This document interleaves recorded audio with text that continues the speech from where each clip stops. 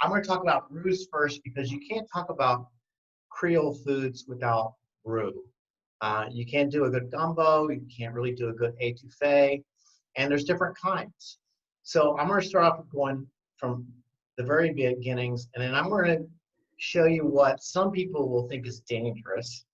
So I'm going to be a little dangerous today in making roux, but this is how Paul Prudhomme makes it, and that's how I taught myself how to make roux. So in the culinary world, there's three basic roux. There's white, blonde, and brown. So white is cooked very little, and I'm going to get that started here in a second. I'm going to, you can see, and I've got a, if you're making a roux, especially for Creole food, it needs to be a high heat oil. This is avocado oil. I've already got some nice heat built up, and I don't want to cook this very long. I just want to start to activate the starch molecules in the flour. So you're using avocado oil. What other high heat oils could we use for roux? You could use ghee, you could use coconut oil, you could use rapeseed oil.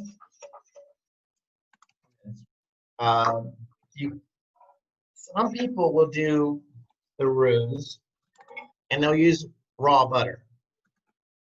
Not burn myself. So I'm gonna take a little bit of this out. This is just a basic white roux, cooked just enough to start to activate the starches. And now I'm going to continue to cook it until it becomes slightly blonde. Now, the whole thing with flour and roux, it's the only purpose is to absorb liquid. And the great thing about roux is because you have fat associated molecules with the flour molecules, it allows it to evenly accept fluids so that you don't get this lumpy, clumpy mess when you add flour to liquid. You actually get a nice smooth idea. So this here is not quite there yet. It's getting close. Chef, what is the ratio of oil to flour? Is it 1-to-1? Generally, it's right. It's 1-to-1. Though in Escoffier, he actually uses a little bit more flour, and I have a tendency to side on a little more flour than fat. Okay, so now we're getting a little bit of color.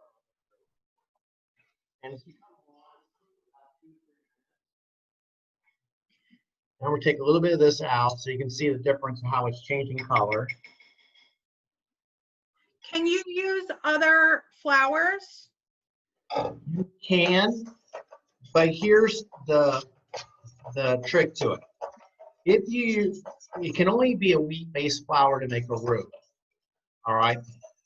Because you have to have gluten as part of the chemical structure of the flour itself.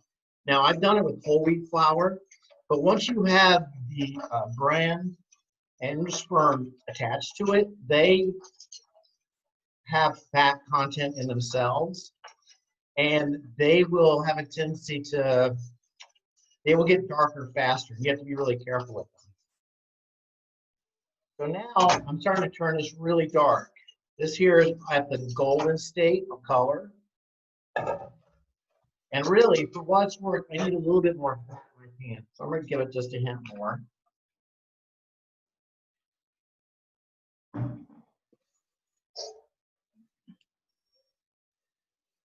What I want to do is now it's at a peanut butter color.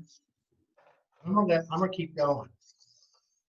Now, the reason this is a little bit dangerous is because that oil can get so hot and attain such a temperature, it's really, really hot and you can easily get burned.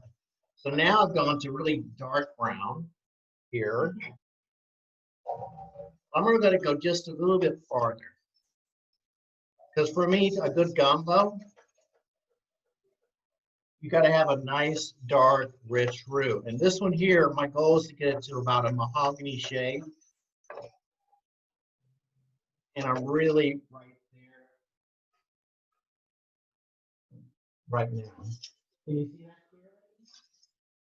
Yeah. Okay. Now, I'm going to keep stirring it because there's so much heat built up there. I'm going to let it keep going. So I pull it off when it gets ready to mahogany stage. And actually, there is such a thing as a black roux, but I've never been successful in achieving it. But I have gotten to the point where it's like a black walnut color for my gumbos. That's kind of where we're at right now. So that's a quick intro to roux. That's now a lot of books you will see them make the roux, especially a dark roux, and they will take hours to make it. One thing I loved about Paul Prudhomme was he's like to the point, quick, and he basically said, you know what? If you work in a restaurant, you don't have time to make roux for hours and hours. You have to learn to do it fast because you got something else you got to do. And that's always the case in restaurants. So I took up his method. It's always worked well for me. One thing that he even writes is that it isn't for the faint-hearted, and you have to practice doing it. Because clearly I have burnt roux. Let's be totally honest. I'm not going to stand here and say, oh, I've never burnt a roux. I've certainly burnt roux before. But this one here is cooling down, and now it's really nice, like a nice dark chocolate. And I might have to save this and use this for a gumbo. I think I'm going to have to do that. I think you should. I don't know if you can see the difference. So I'm going to come back here. So here you have your white, and this is blonde, just starting to get a little color on it. And then here you have the really dark. And anywhere in between this color and this color is considered a brown.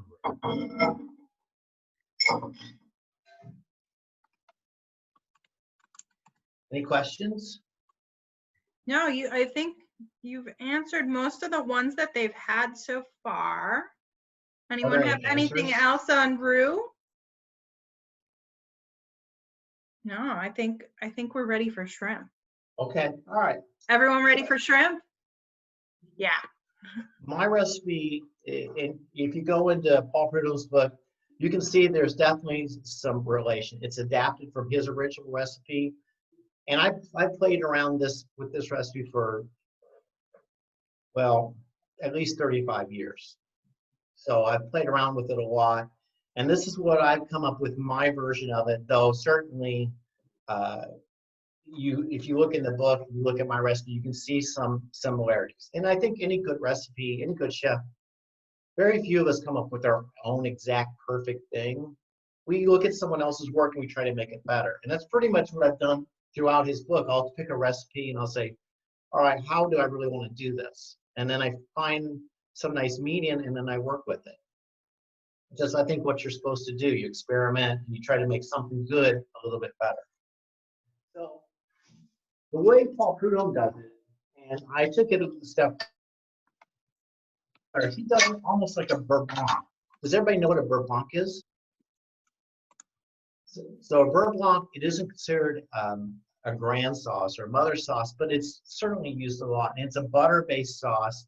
And the idea is that you create an emulsion with the butter at the end, so you get this rich, creamy look, but yet there's a high fat content, which I'm not really afraid of fat.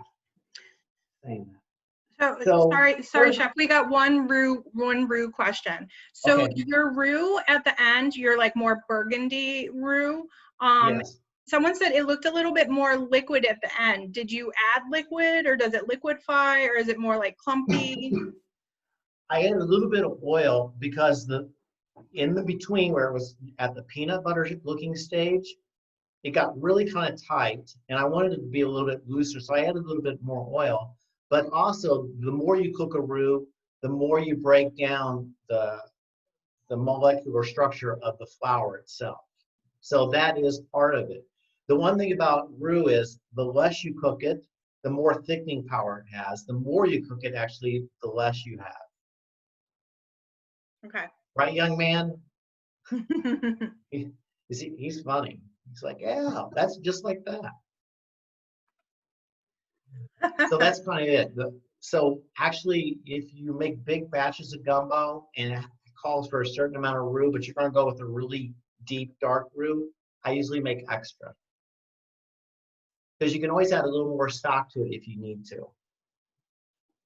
Okay. But once you make a dark roux, then you have to go around and make another dark roux again. Mm-hmm. That's always be my general rule. Go a little heavy on the roux if I need to, and then I can always add a little stock. Still good flavor. Okay. All right. So Awesome. I'm going to start off here with heating up my pan. And I'm going to use avocado oil again. I use it all the time. I really like cooking with it because it has a really high heat quotient. It's very mild flavor. The one I use is organic. Not that it makes it any better, but I like going that way. That's how I do things. And I want to heat up my pan till the oil starts to take on a shimmer. I'm going to fold this down again. And the shimmer is when you see little waves in the oil as you're heating it up, and they move back and forth. There's actually kind of like a little movement to it. So almost got it here. And that's when you know you're going to get a nice saute, or in this case, it is a saute of the shrimp. I'll move this here, and hopefully you can see the little lines in the oil, because it's almost like little waves. Anytime you saute anything, you want to make sure that the item you cook is absolutely dry. Because if there's moisture on it, it'll actually stick, and you won't get the nice color that you're looking for. So I got some nice shrimp here. They got the shell on, but they have been deveined.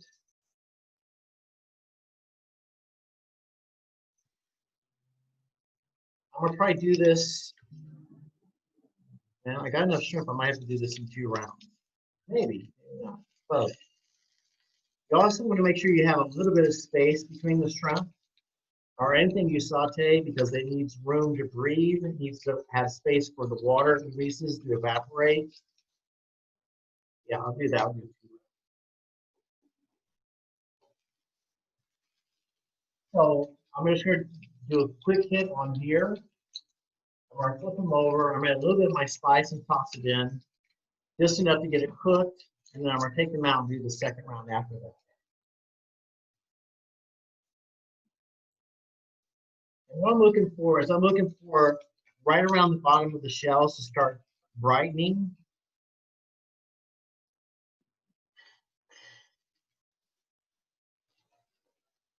And I'll look for the tails to start to become brighter and orange.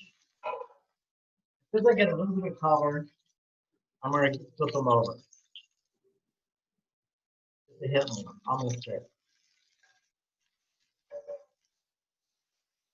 Most important thing is never overcrowd your pan.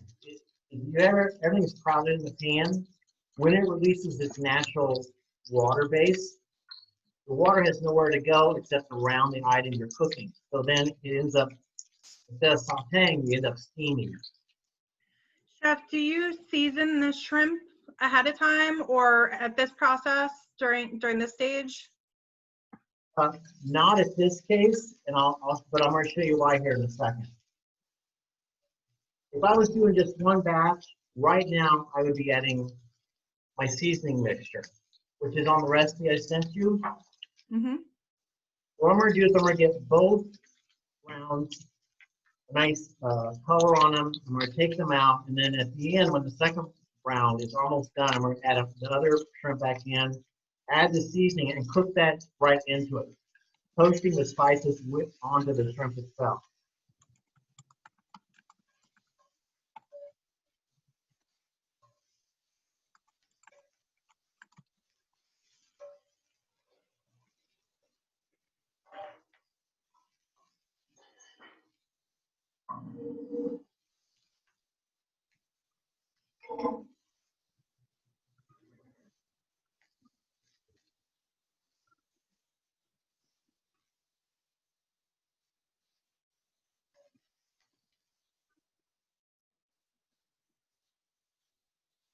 Almost there.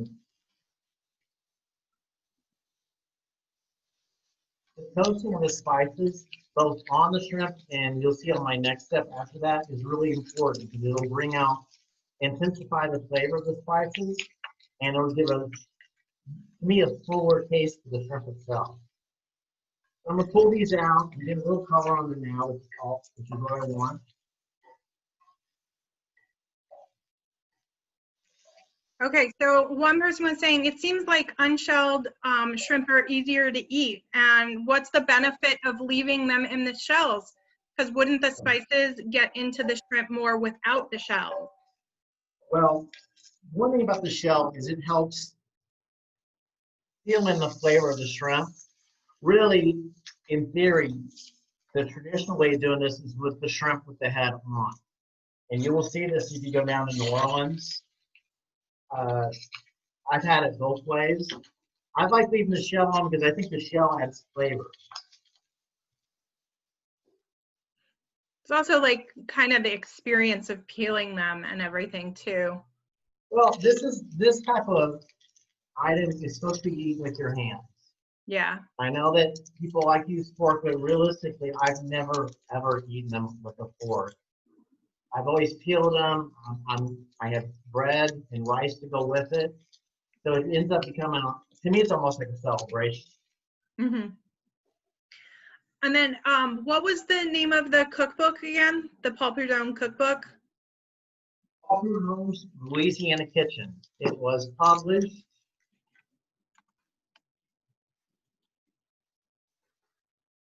1984.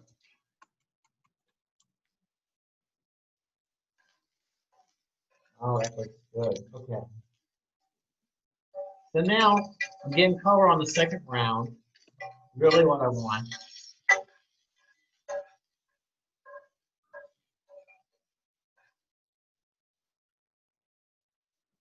Well, I've cooked for just a second. I'm going to add half of my seasoning mixture in with the other shrimp, toss them really good for about 30 seconds, and I'm going to get them out of the pan.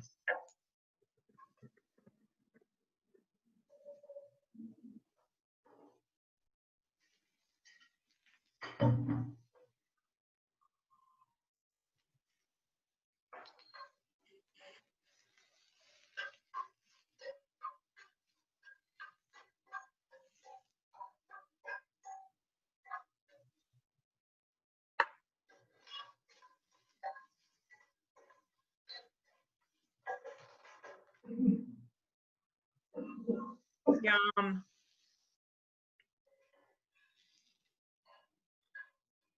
Okay.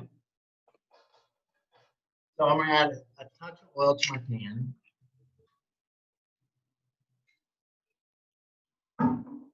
And I'm going to add the rest of my spices and garlic, shallots, and jalapeno.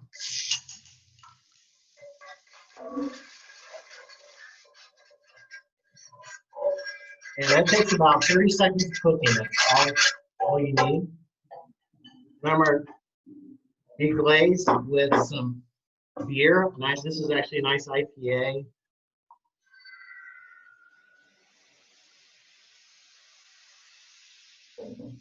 I'm guessing that's about a cup. Anything that's on the bottom of the pan, you want to work up. That's called the fond or foundation. And what we're going to do is I'm going to cook this down till it's called set, S-E-C, which means I'm going to cook it till it's almost gone. We're going to have to pour the rest of that beer here in a little bit. Next thing I have here is fresh chicken stock with Dijon and Worcestershire sauce. That's going to be the second thing I add to this.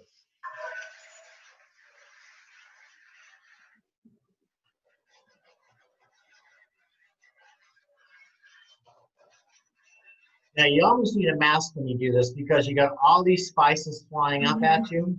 Yeah. And you saw I got a little choked up about it.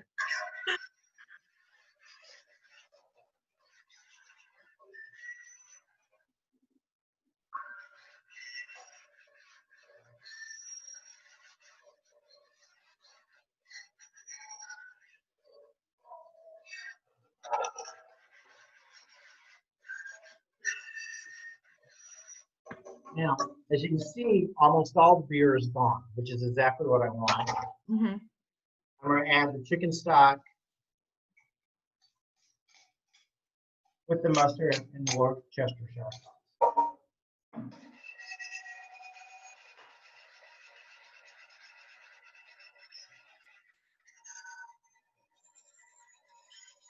And I'm going to reduce this by half.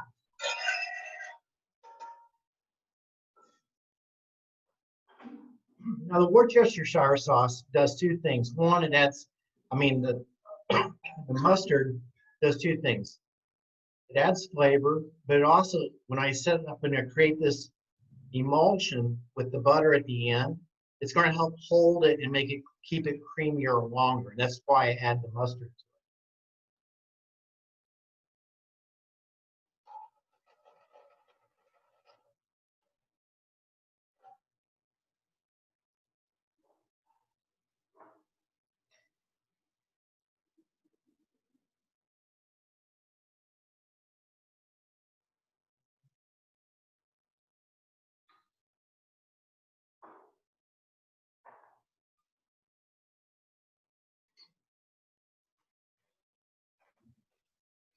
And also, by reducing the chicken stock, you're creating like a half glaze, not quite a gloss with the chicken stock, but I'm also intensifying its flavor. In this case, this is some homemade chicken stock I made last week. I think like everyone through this pandemic, I've been cooking more at home and cooking a lot of chicken, roasting a lot of chickens. Mm-hmm. I just always save everything I got and throw them in the freezer. When I get a big bunch, I make a batch of stock.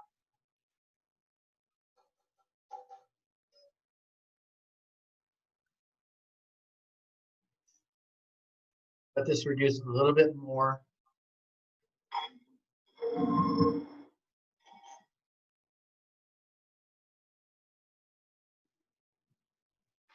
It's kind of nice just watching the sauce kind of like simmer out and everything.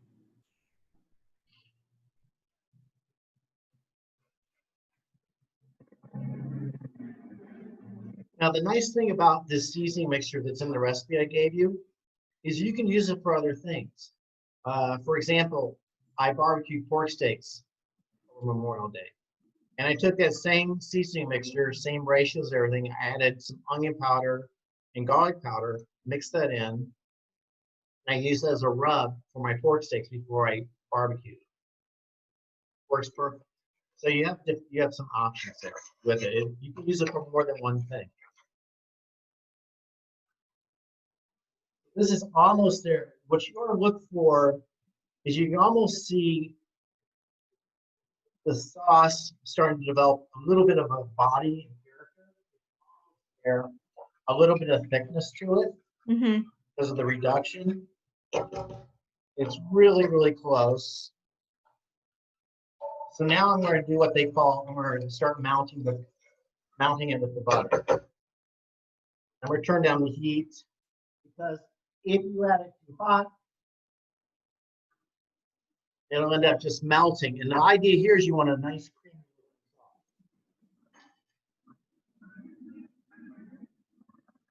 sauce. And you don't want to stir it. You want to shake the butter in.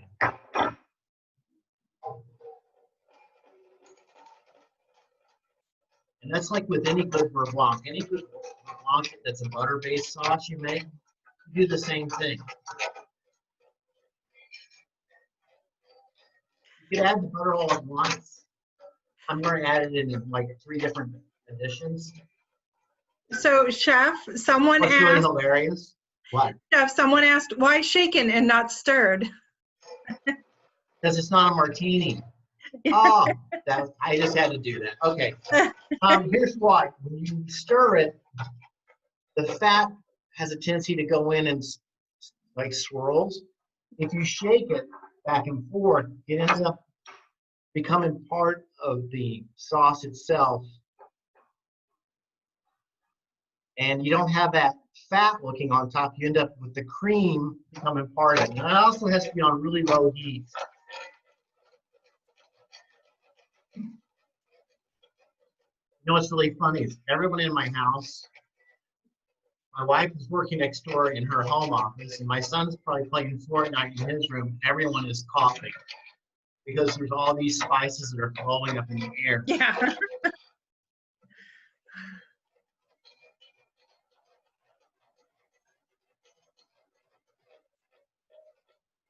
almost done. It's looking really good. So someone else has asked, so with the butter, like swirling the butter in like you're doing, is that Yeah. for any kind of sauce that you would use butter? Any type of butter base where you're finishing, like a beurre blanc type sauce, this is really what you want to do. All right, so all the butter's incorporated. You can see here, it doesn't look like fatty or anything. It looks like a nice cream sauce with butter.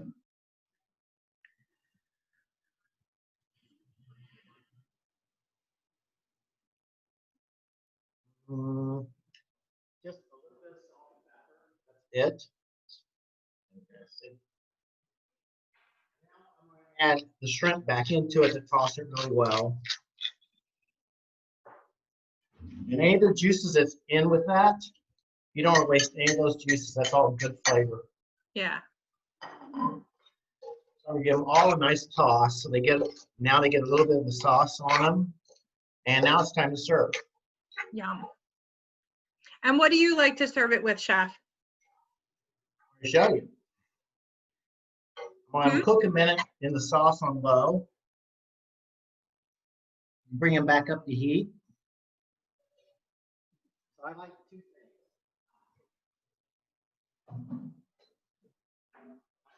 I like nice rice with it. I also like to have nice bread. Mm-hmm. So I have some steamed brown jasmine rice, nice long grain rice. And actually this morning, my workout, took a long walk with plates. Anyone know Toronto's? Yeah. They make good bread. They're like a half mile from my house. So I took a walk to their bake shop to get, and this was just baked this morning. So nice fresh bread.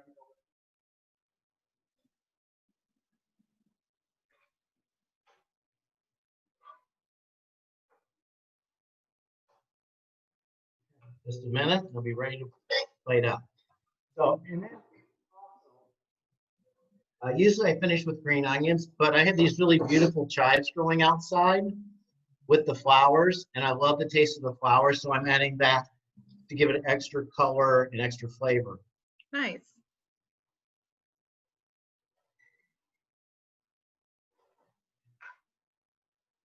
All hot. This happens to be everyone's lunch here in the house today too. I figure that's what often happens with this demo. It becomes the house's lunch.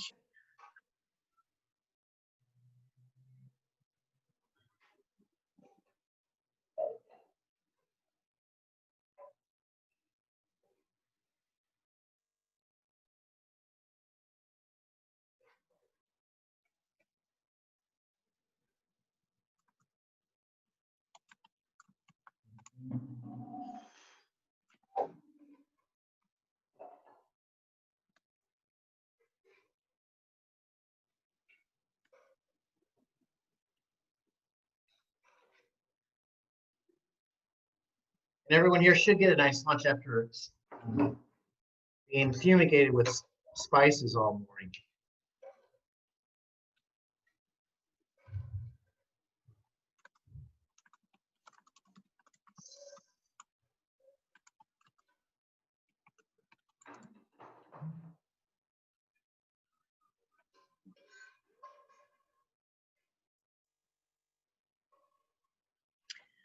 Chef, is there a specific place that you would recommend for purchasing shrimp or seafood?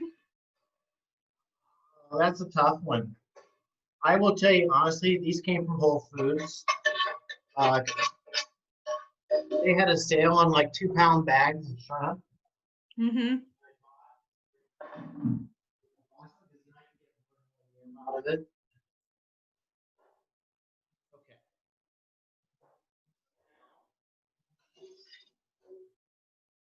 A little bit of rice, each one.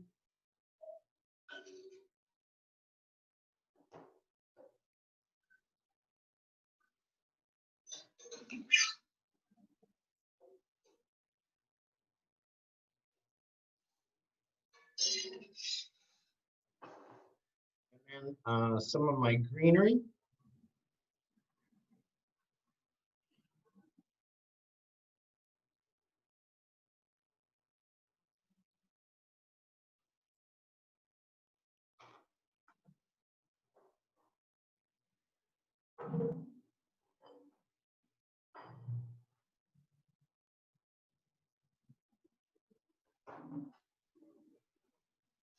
It looks good.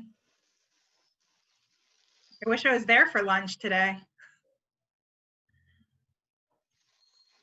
Couple pieces of fresh bread. And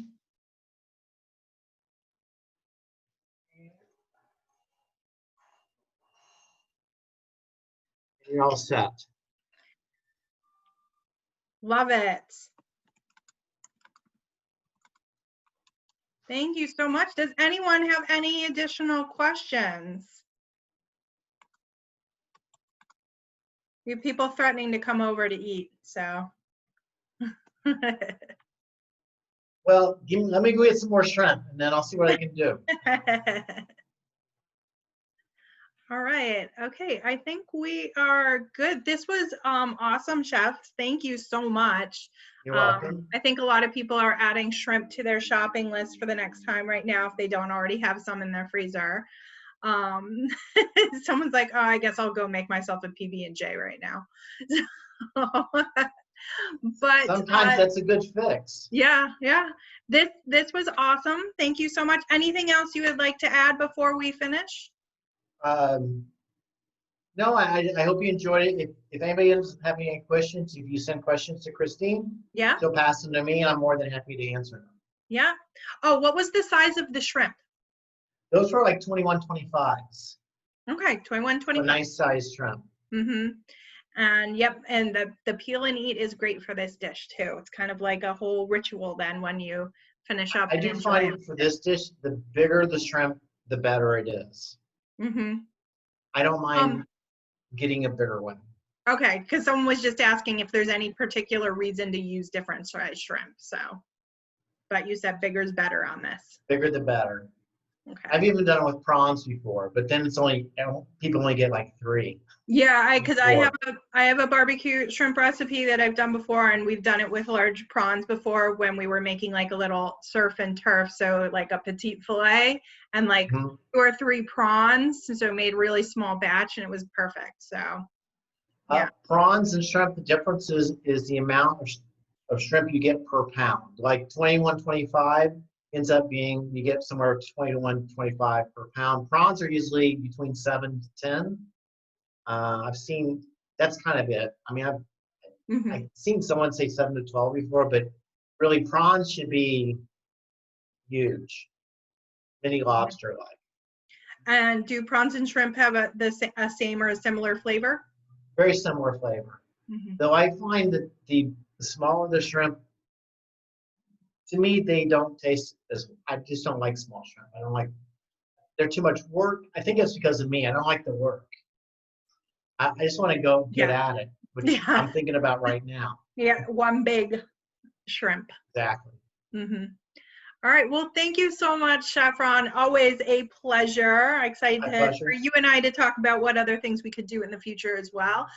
Thank you, everyone, for joining us. Again, if you did not receive that recipe via email this morning, please reach out to me at taste@nl.edu, and I will send it your way so that you can make some barbecued shrimp yourself and really amaze everyone in your household. So thank you. We have tomorrow will be Wine Wednesday at 4:30, where Mary Ross is back again to go over the 6 grapes that you need to know about if you want to know things about wine. So she's really giving you guys a great foundation on learning about wine. And if you've missed any of her talks before, please go back and check out our YouTube channel. All of the talks she has given in the past are there for you to see. So thank you, everyone, so much, and have a great afternoon. Thank you. Have a good day. Bye, guys. Bye-bye.